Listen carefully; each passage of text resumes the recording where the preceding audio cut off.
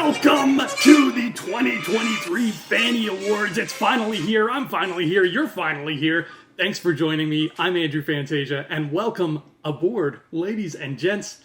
Hello, you all look gorgeous, especially you.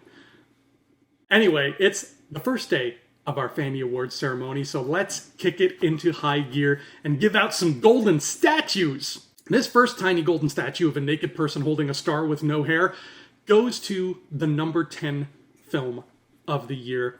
I say this every year. Choosing number 10 is the hardest thing. When you're doing a top 10 list, any top 10 list, number 10 is always the most difficult one to pick. I don't know why. I can't tell you the science behind it. I'm not a scientician. I just use the word scientician, which isn't a real word. So you know I am definitely not one of those people. It is a hard choice to make. And like I said in our intro video, this year the choices were doubly hard because of all the great stuff that came out. But I had to pick one, and I did. It's been shuffled around a bit. It found higher spots, it got lower spots, it was off the list, it was on the list, but now we have our number 10 film of the year. And that film is Dungeons & Dragons: Honor Among Thieves.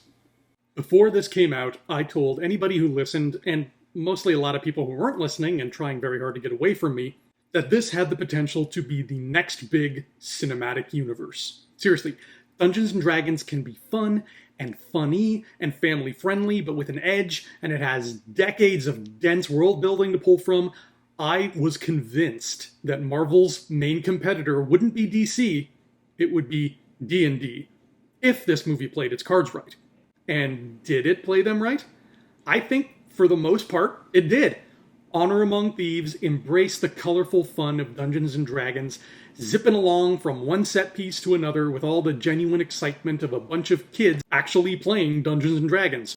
It was also a much sweeter story than it had any right to be, and a hell of a lot funnier than anyone expected, especially since the trailers weren't anything to write home about. Regé-Jean Page's character alone was worth the ticket price. And as a guy who wants to see fantasy movies make a comeback, I will support this film to the end. It delivered the dungeony, dragony goods, and in a year full of great stuff, it rose a cut above the rest and cracked our top 10. Congratulations, Dungeons & Dragons. You have earned it. I hope we get a sequel soon, man, because that was too much fun.